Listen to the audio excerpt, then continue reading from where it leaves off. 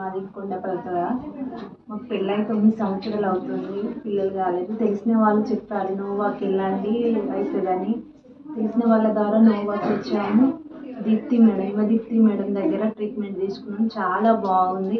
నాకు బేబీ పుట్టింది.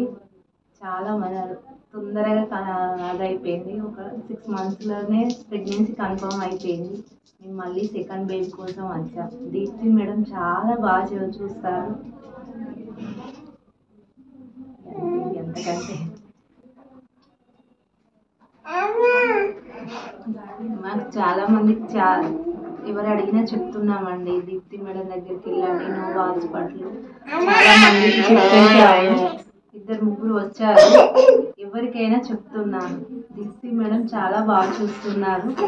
ఇక్కడికి వస్తే కంపల్సరీ సక్సెస్ఫుల్ అవుతుంది.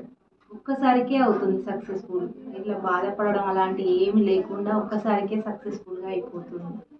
దీప్తి మేడం చాలా ఓపిక్గా మనం చెప్పేటివన్నీ వినడం చేయడం చాలా బాగా చూశారు మేడం. నేను చాలా బాధపడ్డా పిల్లల కోసం. నా బాధను మేడం చాలా తొందరగా తీర్చేశారండి.